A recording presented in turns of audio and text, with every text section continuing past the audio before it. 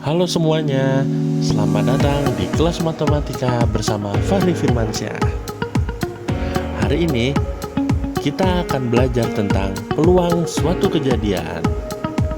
Oke, mari kita mulai pembelajaran hari ini. Pertama-tama, apa itu peluang?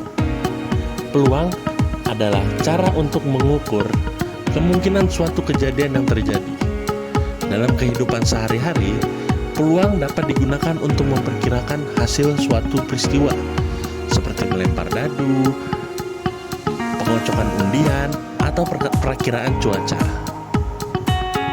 Dalam kehidupan sehari-hari, ada beberapa istilah yang berkaitan dengan peluang terjadinya suatu kejadian.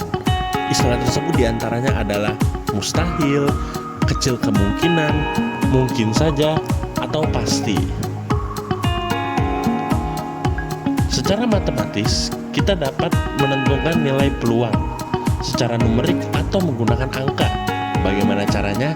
Mari kita pelajari. Sebelumnya, kita harus mengenal beberapa istilah yang sering digunakan dalam konsep peluang. Simaklah situasi berikut ini.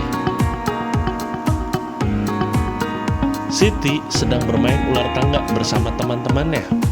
Dalam permainan ular tangga, kita harus mengocok sebuah dadu berisi 6 untuk menentukan banyaknya langkah tiap pemain.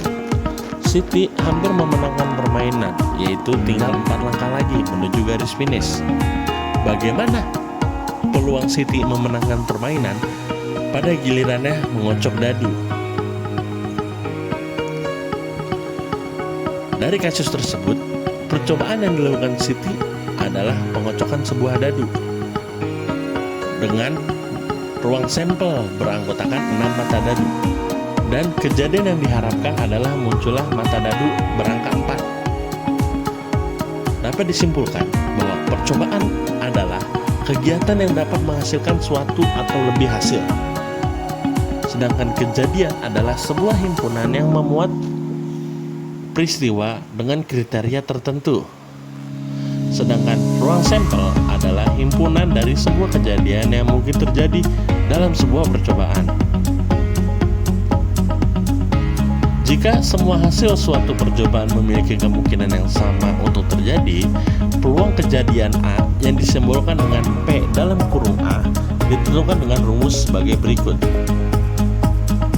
Untuk rumus dasar peluang, yaitu adalah peluang kejadian A sama dengan NA per NS.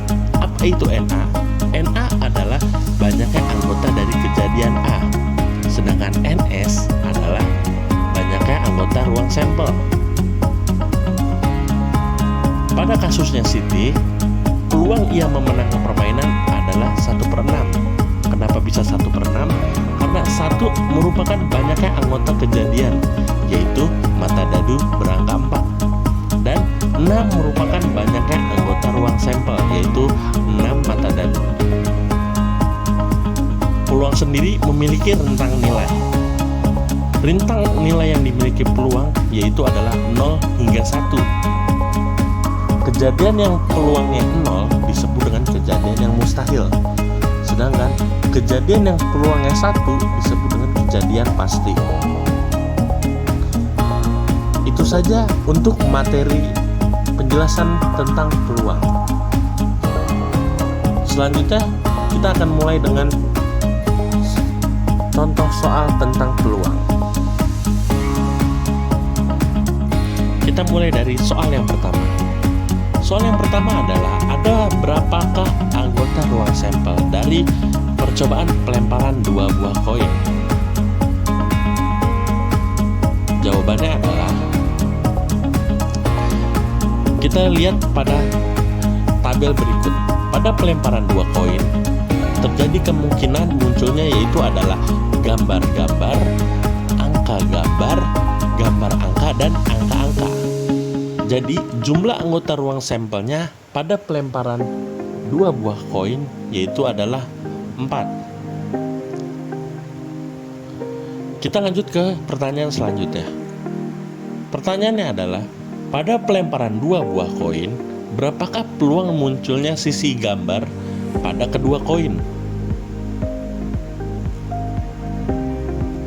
Untuk pembahasannya kita lihat lagi tabel hasil pelemparan 2 buah koin. Di hasil tersebut ada satu yang memunculkan gambar-gambar, maka NA-nya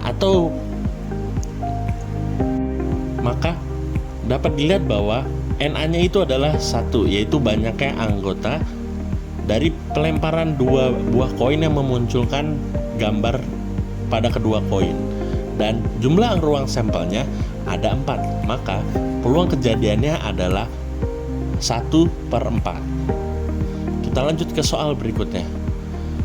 Soal berikutnya adalah, ada berapakah anggota ruang sampel dari percobaan melempar 2 buah dadu?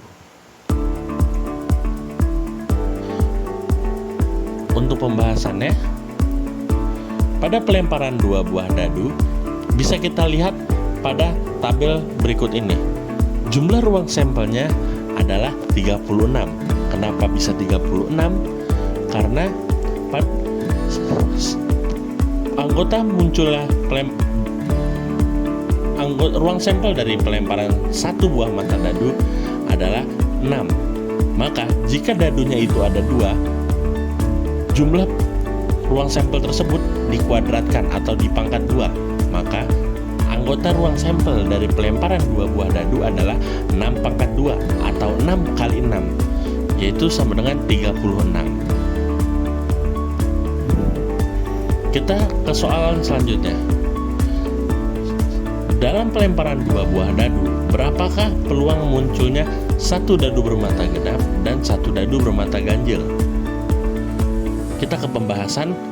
Kita lihat kembali ke tabel ruang sampel dari pelemparan 2 buah dadu.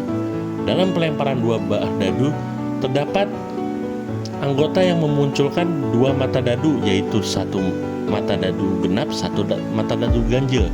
Dan dari total semuanya, anggota kejadian yang memunculkan 2 mata dadu bermata genap dan ganjil adalah 18. Berarti NA-nya sama dengan 18.